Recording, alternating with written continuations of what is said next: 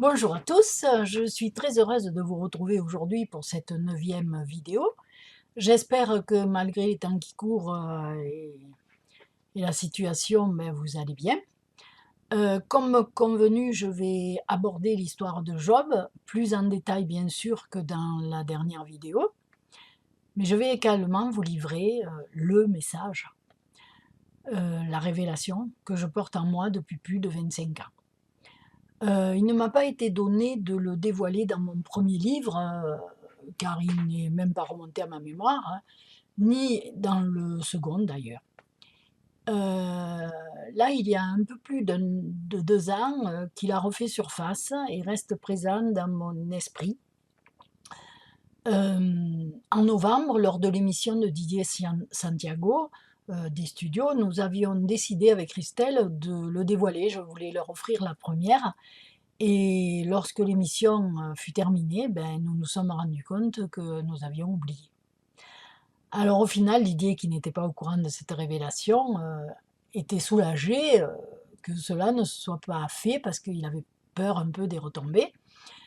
Mais moi, bon, j'étais pas déçue parce que je savais que si ça ne s'était pas fait, c'est que ça ne devait pas se faire ce jour-là et comme à chaque fois, la vie, a fait ce qu'elle devait faire et cet acte manqué est arrivé. Alors depuis quelque temps, je sens quand même qu'on me bouscule, hein, comme on m'a bousculé pour, attaquer les vidéos, eh bien on me bouscule pour que je vous lâche le morceau finalement. Et aujourd'hui, je suis obligée de le faire. Hem, alors tout d'abord, venons-en, à l'histoire de Job, hein. Il y a presque 40 ans, nous avons dû traverser une épreuve particulièrement, difficile, hein, parmi tant d'autres, la perte de tous nos biens. Et ceux qui ont lu mon livre d'ailleurs savent à quel point, cela fut difficile, mais ont peut-être pas oublié, ce qui en a découlé. Alors je ne vais pas tout reprendre depuis le début, hein, j'en viens juste à la période qui a précédé l'écroulement total, hein, ce que j'appellerais les effroyables turbulences. Le passage où nous étions harcelés par les huissiers, les créanciers, les banquiers, je dirais la période la plus difficile, à traverser, hein. Et puis celle où quand même l'ego en prend un coup, hein, parce qu'on a honte on a honte d'avoir raté quoi, quelque chose, hein, enfin d'avoir raté, d'avoir, échoué du moins. Heu, c'est une période où on s'accroche, mais où malgré les prières, on prend conscience que tout nous échappe et qu'on s'en sortira pas. C'est comme si d'ailleurs si on était au bord d'un précipice, et qu'on commence à réaliser que, il y a plus rien à faire, on va tomber quoi. Hem, En plus à cette époque-là, les commerçants en faillite, n'avaient aucun droit, hein, aucune aide, même pas un RSA, ni un RMI là ou je sais pas trop quoi. Alors je vous laisse imaginer. Nous avions quand même 2 enfants, hein, encore à charge, un fils en école d'ingénieur. C'était, c'était terrible, hein, parce que même les bourses, on n'était pas arrivé à les avoir et une fille au conservatoire, enfin bon. Et c'est dans cette période-là qu'un jour, sans bien comprendre pourquoi, pour la première fois de ma vie, j'ai ouvert la Bible. J'ai été poussée à ouvrir la Bible et je suis tombée sur l'histoire de Job, le livre de Job. Alors, étant donné que c'est de l'ordre de plusieurs pages et que vous avez l'air d'aimer, mon accent provençal, je vais vous la faire à la Pagnole, en abrégeant le texte au maximum, bien sûr. Alors, Job était considéré comme le plus grand de tous les fils d'Orient. Il était très riche, il avait beaucoup de notoriété, belle et grande famille. Il est écrit, qu'il craignait Dieu et faisait tout son possible pour s'éloigner, du mal. Alors je dirais qu'il s'appliquait à vivre au mieux, selon les lois divines. Job était un homme comblé. Quand un jour Satan passe par là et dit à Dieu: «Ton fidèle serviteur Job qui baigne dans tes grâces, crois-tu qu'il te resterait fidèle si j'allais un peu lui chauffer les pieds?» J'interprète un peu, hein, mais c'est de cet ordre-là. Et Dieu répondit, et là je cite quand même: «Soit, Tous ses biens sont en ton pouvoir, évite seulement de porter la main sur lui. Petit à petit, tout lui fut enlevé. Il perdit tous ses biens, c'est là que la descente aux enfers de Job a commencé, quoi. Il a perdu tous ses biens, ses enfants, sa famille, sa notoriété, sa santé et tant d'autres choses. Ses amis qui au final se révélèrent comme de faux amis, l'incitèrent les uns après les autres à renier son Dieu. Ils lui disaient: mais ton Dieu, toi, ton Dieu là, qu'est-ce qu'il fait pour toi? Mais Job ne céda pas. Il resta fidèle, malgré son chagrin, malgré la souffrance, malgré sa notoriété perdue, malgré tous les malheurs dont il fut accablé. Job n'a pas renié de Dieu une seule seconde. Il lui est toujours resté fidèle. Comme je vous l'ai dit, l'histoire est très longue, mais en gros, c'est ça. Alors, lorsque Job se retrouva seul, malade, sans plus rien à quoi se raccrocher, à part Dieu, vint le jour nommé dans la Bible « jour de la restauration de Job ». Alors je cite « Et le Seigneur rétablit les affaires de Job, c'est loin, c'est long, hein.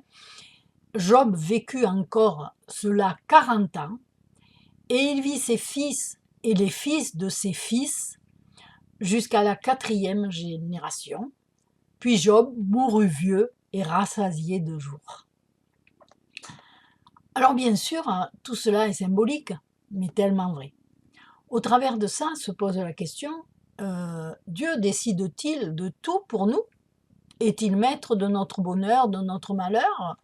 Moi je dis non. Sinon, la question de la réincarnation, du programme établi, du karma, serait à remettre totalement en question. Personnellement, je pense que ces turbulences sont nécessaires à l'évolution de l'âme et se présentent au moment voulu. Elles font partie du programme, elles sont là pour nous faire avancer. Et si vous avez bien saisi mon parcours, qui n'est au final que le témoignage d'une vie de femme ordinaire, vous devez le comprendre. Nous choisissons le programme et sur le chemin, il y a des embûches plus ou moins difficiles à traverser. On en a déjà parlé d'ailleurs. Par contre, la finalité est entre nos mains. En ce qui me concerne, après avoir lu cette histoire, la peur au ventre, tout m'a paru plus clair. Et malgré vents et marées, ma foi n'a pas faibli d'un iota. Alors j'ai compris que toutes ces merveilleuses expériences que j'avais vécues et que je considérais comme des cadeaux du ciel avaient un prix. Mais au final, je sais aujourd'hui qu'il n'était pas question de cadeaux, il était question de destin et de programme. Arrêtons de croire que Dieu favorise certains et bannit les autres. Tout n'est question que de choix d'évolution de l'âme. Arrêtons de se croire supérieur parce qu'on a réussi matériellement, ou on a réussi ceci ou cela, ou on communique avec l'au-delà. Ça n'a aucune question de supériorité. On est tous enfants de Dieu et on est tous égaux. Alors donc tout n'est question que de choix d'évolution de l'âme, et selon l'approche qu'on a de la vie, ce qu'on en comprend, la façon dont on ouvre son cœur, l'âme évolue. Et petit à petit, on se rapproche de plus en plus de cette part de divin qui est en nous. Car finalement, c'est là le but de l'incarnation, aimer sans condition. Je pense qu'avec le retour auprès du divin, on est capable de ça. Alors, grâce à cette prise de conscience que m'a apporté la lecture de l'histoire de Job, un lâcher-prise très important s'est opéré en moi. Même si les choses furent difficiles comme Job, j'ai accepté et ma foi n'a pas failli d'un iota. Quand la peur était trop envahissante, j'appelais au secours et force et courage revenaient. Et comme vous avez pu le constater en me lisant, tout s'est écroulé, mais moi je suis restée debout. Sans avoir mis en doute un seul instant l'existence de Dieu. Je suis donc sortie de cette épreuve encore plus riche qu'avant, du moins sur le plan spirituel. Ce qui est au final la plus belle richesse de l'homme. Alors en ce qui concerne Job, La Bible parle de faux amis. Eh bien moi, dans ces moments de turbulence, j'avais aussi autour de moi des personnes qui ricanaient derrière mon dos et qui ne comprenaient pas que ma foi reste, infaillible, quoi. Alors aujourd'hui, j'ai envie de vous dire, faites attention aux faux amis. Il y en a de différentes sortes. Il y a ceux qui essaient de vous faire douter et ceux qui vous poussent à croire tout et n'importe quoi pour se faire de l'argent sur votre dos. Comme je vous l'ai déjà dit, apprenez à écouter votre cœur. Je pense que lui ne vous trahira jamais. Si vous avez lu mon histoire, vous savez que si j'avais écouté les gens autour de moi, je ne serais jamais partie en Bretagne. Et pourtant, là je parle de la voix qui à l'époque m'avait parlé dans une église et me demandait de quitter l'endroit où je vivais pour que se réalise la suite de mon destin. Bon, pour prendre ma décision, j'ai quand même sondé mon cœur. Et, et au final, j'ai décidé de tout quitter et de suivre ce que le ciel me demandait de faire. Et croyez-moi, beaucoup de choses ont découlé de ce départ. Peut-être un peu fou pour les autres, mais tellement important pour la suite de ma destinée. Comme je vous le répète souvent, le chemin spirituel se fait dans la vie de tous les jours, par notre aptitude à se mettre de plus en plus à l'écoute de notre cœur, afin de le laisser nous guider vers le bien. Le bien pour nous, le bien pour les autres, le bien, au sens large du mot. Aujourd'hui, il est urgent de comprendre que c'est chaque geste d'amour qui nous relie de plus en plus à ce divin qui vit en nous. Après 2 ans de mensonges, de manipulations, de perversions qui ont conduit certains à avoir peur de leur prochain, hein, on sait très bien, hein, les vaccinés et pas vaccinés, et le gouvernement qui les a montés les uns contre les autres, eh bien, il faudrait être aveugle pour ne pas voir dans tout ça la lutte entre l'ombre et la lumière. Nous voilà aujourd'hui dans d'autres mensonges, hein, d'autres manipulations, d'autres perversions qui conduisent encore une fois certains à critiquer, à juger, à diaboliser et plus grave encore à condamner leur prochain.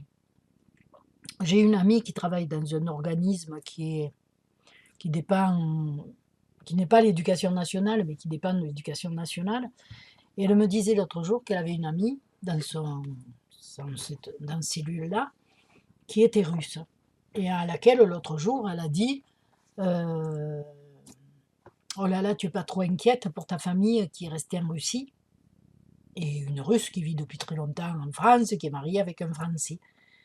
Et son amie lui dit, bah, c'est gentil ce que tu me demandes. Elle me dit, tu sais, il y en a beaucoup, il y en a déjà dans le service qui m'ont tourné le dos, simplement parce que je suis russe. Je suis un peu triste de voir que même dans ces moments terribles, il n'y ait pas de compassion. Quelle est sa responsabilité avec ce qui se passe là-bas? Tout simplement parce qu'elle est russe. Dans quel monde on vit? On accuse les uns, on accuse les autres sans savoir réellement ce qui se trame derrière tout ça. Dans quel camp se trouve vraiment le mal? Et au final, quand il y a la guerre, ben, finalement, il est partout. Et pourquoi une nouvelle guerre d'ailleurs? La véritable question est là. Je pense que ni vous ni moi avons la réponse exacte, car la réponse elle est certainement d'ordre spirituel. Si vous êtes un tant soit peu ouvert, vous devez comprendre que ce que le monde traverse actuellement et qui impacte chacun de nous ressemble étrangement aux turbulences de Job. Et là se joue le destin de l'humanité. Je pense qu'au travers de ça, il faut choisir son camp, l'amour ou la haine, le bien ou le mal. Alors surtout, ne rentrez pas dans le jeu de l'ombre, apportons juste notre aide si nous le pouvons. Au travers de tous ces événements, nous devons seulement nous poser la question de savoir quel enseignement nous devons tirer de tout ça. Nous devons comprendre que l'homme éveillé doit s'éveiller encore plus, parce que plus il y en a qui s'éveilleront et plus il y en a qui suivront. afin d'être en mesure de faire ce grand retournement vers les racines divines dont parle Madame Souzenel. Plus on sera nombreux à le faire, plus on ira vers ce nouveau monde. Faire ce grand retournement vers le cœur divin afin d'être capable de s'y abandonner totalement, d'être en mesure de traverser toutes les turbulences et de mettre toute son énergie à faire grandir l'amour, la compassion, la tolérance, le pardon, la générosité, la bienveillance pour son prochain et pour soi-même. Regardez la générosité qui s'est manifestée pour l'Ukraine et pour différentes catastrophes d'ailleurs. Mais doit-on attendre les guerres et les catastrophes pour faire preuve de générosité? Non. Vous savez, quand Notre-Dame s'est écoulée, j'ai eu tellement de peine. Mais pas pour Notre-Dame, hein, pas du tout. J'ai eu de la peine pour tous ces gens qui pleuraient devant Notre-Dame et qui pensaient que, oh là là, c'était terrible. Bien sûr, c'est un problème. Hein. Mais quelque temps avant, il s'était écroulé un immeuble. Et je pense qu'il y avait eu une dizaine de morts. Mais moi, j'ai vu pleurer personne pour ça. Alors l'autre jour, j'ai vu sur Facebook un monument tchétchène, enfin de là-bas, hein, pas, je me trompe de pays. Il y avait des mots, oh là là, on ne pourra plus le voir, pourvu qu'il ne le touche pas, pourvu que ceci, pourvu que cela. Ben écoutez, je me suis permis de répondre. Et moi, j'ai dit, ben moi, ce qui me fait le plus de peine, c'est tous ces logements des pauvres gens qui sont détruits. Ça, c'est grave. Alors je pense qu'aujourd'hui, il faut quand même un peu mettre raison garder, comme on dit, et mettre un peu sa tristesse au bon endroit. Hein. Voilà. Alors, comme je disais, l'homme est capable du pire, mais il est aussi capable du meilleur. Et ce dont nous devons prendre conscience, c'est que c'est vers le meilleur que l'humanité entière doit obligatoirement se diriger. Et toutes ces turbulences, elles vont nous obliger à aller vers le meilleur. Aujourd'hui, nous sommes en plein dans le tourbillon de la désécurisation. Toutes nos béquilles sont en train de nous être enlevées. Vous voyez bien, les flambées des prix et tout ça, et l'insécurité. Mais il ne faut pas avoir peur. Pensons à Job et tenons bon. La lumière gagne toujours sur l'ombre. Dans la belle lettre que Madame de Souzenel m'avait envoyée et dont je vous ai partagé certains passages, elle écrivait « Vous avez osé la désécurisation qui rend libre, ça c'est merveilleux ». C'est en lisant son livre Le Grand Retournement que j'ai vraiment compris de quoi elle parlait. À la page 109, il est écrit les preuves de la désécurisation, qu'elles soient d'ordre matériel, affectif, intellectuel, voire spirituel, est difficile. Peu d'êtres acquièrent la force du détachement, et elle met entre parenthèses celle d'un amour à ce point purifié, qui devient arme de pénétration des plus solides défenses. Alors, je pense, hein, parce que là j'interprète, elle parle de l'amour pour le divin, qui doit se transformer en amour pour son prochain, mais l'amour pour le divin qui vous donne la force de vaincre, et de voir aussi en l'autre ce divin. Alors, à la précédente page, elle parlait du peuple hébreu. Bien des Hébreux ne pourront cependant pas survivre à cette épreuve et mourront dans le désert. Oui, je crois qu'aujourd'hui l'histoire se répète. Mais il ne faut pas avoir peur. Il y a bien longtemps que le pouvoir de l'ombre a envahi le cœur de nombreux hommes et femmes, et on en vient même à se poser parfois la question de savoir s'ils en possèdent toujours un. Est-ce que ces gens-là ont un cœur? Des riches de plus en plus riches qui ont totalement oublié qu'il y avait des pauvres beaucoup trop pauvres. Et s'il n'y avait que cela, le virus n'a fait que nous mettre face à la perversion humaine dans toute sa splendeur, au mensonge, à la manipulation, Et ce qui arrive à la suite montre bien que les turbulences s'accentuent et qu'il va falloir se serrer les coudes et garder confiance surtout. Alors, nous n'allons pas changer l'histoire, hein, mais croyez-moi, la désécurisation a commencé depuis belle lurette. Et nombreux sont ceux qui se sont habitués à se serrer la ceinture, qui ont appris à jongler, hein, pour joindre les deux bouts, et n'y arrivent malheureusement pas toujours.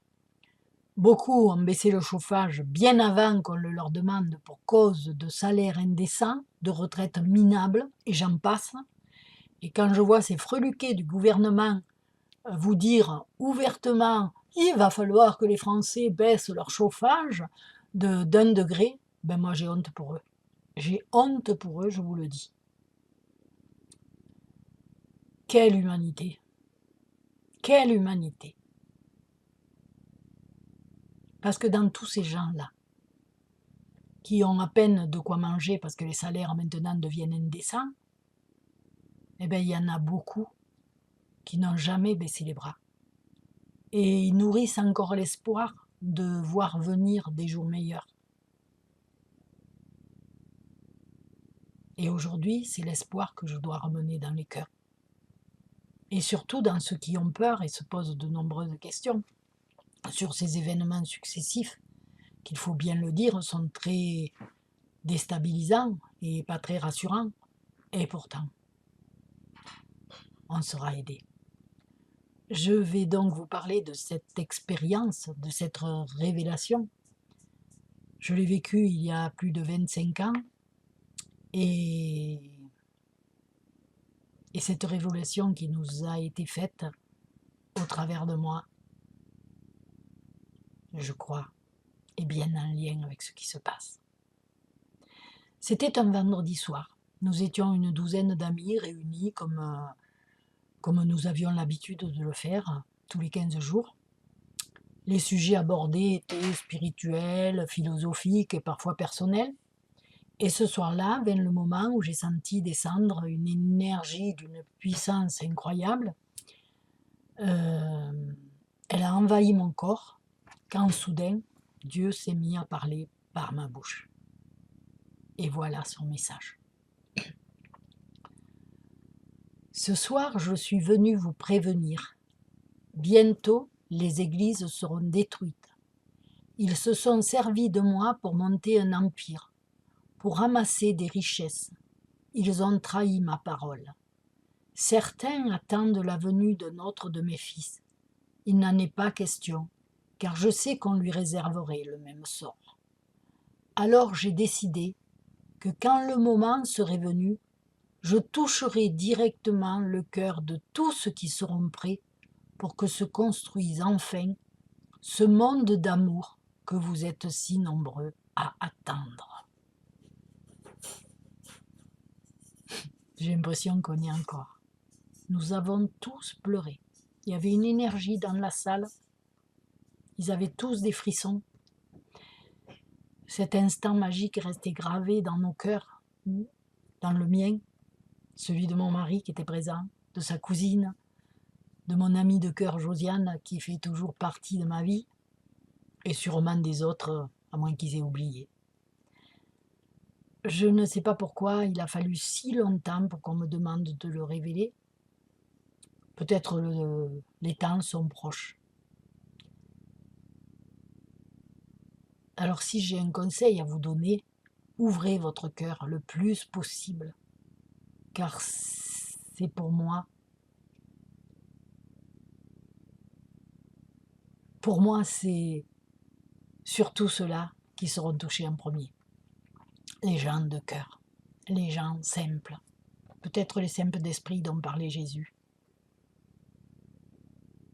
Arrêtez de vous accrocher à des absurdités sorties de nulle part, à croire tout ce que vous servent les médias et les gens bien intentionnés qui essaient par tous les moyens de faire de nous des bons petits moutons bien obéissants.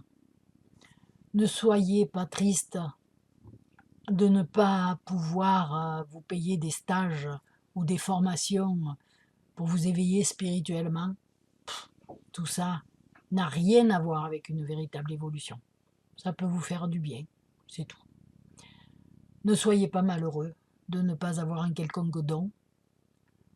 Le seul don venant de Dieu est le don de l'amour. N'ayez pas peur de ce changement de monde en vue. Ne vous impatientez pas. Ne baissez pas les bras. Et surtout, n'allez pas faire n'importe quoi. Faites preuve d'amour, de compassion envers vous et envers les autres. Et croyez-moi, c'est la seule chose que le ciel vous demande. Et surtout, faites preuve de discernement. Éloignez-vous de ceux qui, pensant faire partie des élus, ne sont même pas conscients qu'ils sont habités et manipulés par des forces obscures. Parce qu'il ne faut pas oublier que l'ombre et la lumière se manifestent de toutes les manières. Alors il est temps de comprendre aujourd'hui, vraiment, vraiment, vraiment, c'est urgent, que la seule voie à suivre est celle de l'amour.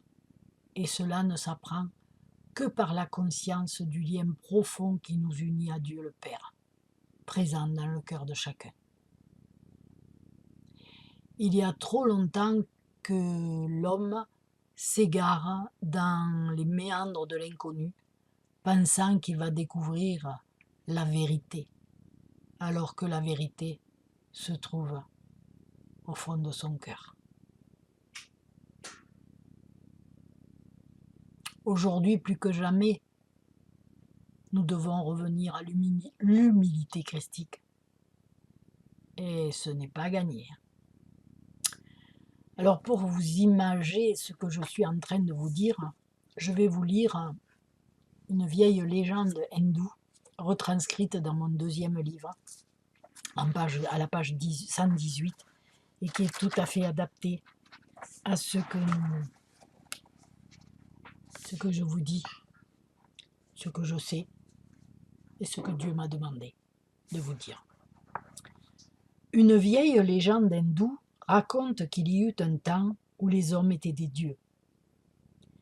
Mais ils abusèrent tellement de leur divinité que Brahma, le maître des dieux, décida de leur ôter le pouvoir divin et de le cacher à un endroit où il leur serait impossible de le retrouver. Le grand problème fut donc de lui trouver une cachette. Lorsque les dieux mineurs furent convoqués à un conseil pour résoudre ce problème, ils proposèrent ceci: « Enterrons la divinité de l'homme dans la terre. » Mais Brahma répondit: « Non, cela ne suffit pas, car l'homme creusera et la retrouvera. » Alors les dieux répliquèrent: « Dans ce cas, jetons la divinité dans le plus profond des océans. » Mais Brahma répondit à nouveau: « Non, car tôt ou tard, l'homme explorera les profondeurs de tous les océans, et il est certain qu'un jour, il la trouvera et la remontera à la surface. » Alors les dieux mineurs conclurent: « Nous ne savons pas où la cacher, car il ne semble pas exister sur terre ou dans la mer d'endroit que l'homme ne puisse atteindre un jour. » Alors Brahma dit: « Voici ce que nous ferons de la divinité de l'homme. Nous la cacherons au plus profond de lui-même, car c'est le seul endroit où il ne pensera jamais à chercher. » Depuis ce temps-là, conclut la légende, l'homme a fait le tour de la terre. Il a exploré, escaladé, plongé et creusé à la recherche de quelque chose qui se trouve en lui.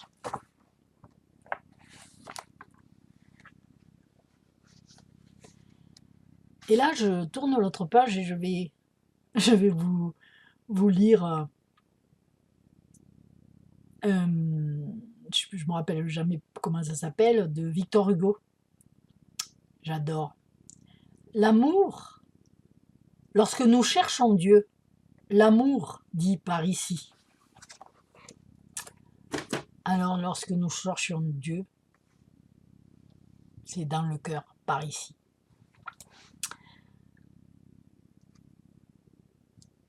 Alors ce message, cette révélation divine que j'ai reçue, elle ne m'a jamais quittée, elle est toujours restée cachée quelque part dans mon cœur. Ça a été tellement, tellement important. Mais aujourd'hui, je voudrais vous dire, surtout à ceux qui sont tout simples, à ceux qui n'ont pas de dons, à ceux qui doutent d'eux-mêmes, à tous ces gens qui sont simples, qui se, qui se dévalorisent des fois, eh bien, soyez dans le cœur et Dieu ne vous oubliera pas. Parce qu'il dit bien, j'irai toucher le cœur de tous ceux qui seront prêts. Il dit bien, j'irai toucher le cœur. Et croyez-moi que moi, le jour où il a touché mon cœur, dans cette église, en 1989, c'était le tout début avril, le 2, le 3, eh bien je n'ai jamais plus été la même.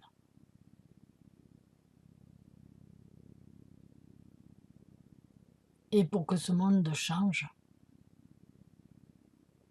pour que l'homme s'ouvre, je ne sais pas ce qui va se passer, hein, je ne sais pas les événements futurs, il y aura encore certainement pas mal de turbulences,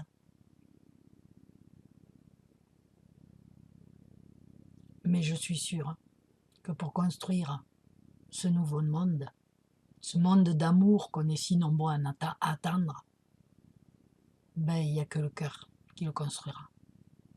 Le savoir servira plus à rien. Vous savez, j'ai dit dans une vidéo, c'est l'intelligence du cœur qui est importante. C'est pas l'intelligence intellectuelle. L'intelligence intellectuelle, regardez où elle nous a menés. Toujours plus loin, toujours mieux, toujours plus fort.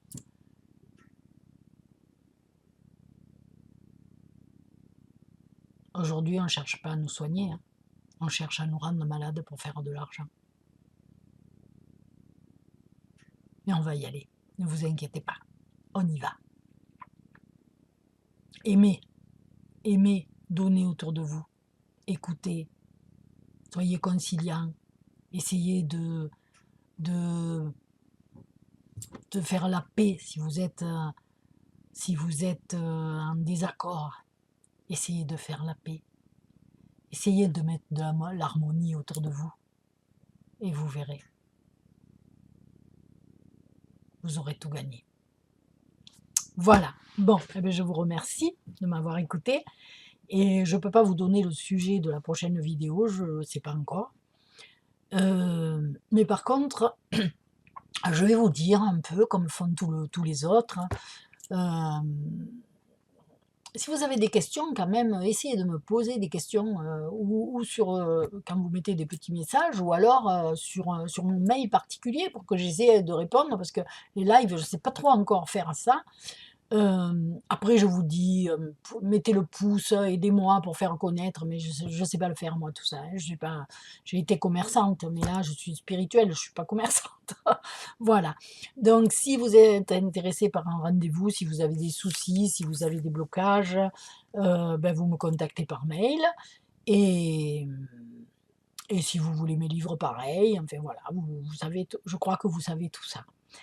Heu, je vous embrasse tous et je vous souhaite beaucoup de bonheur et beaucoup d'amour dans votre cœur.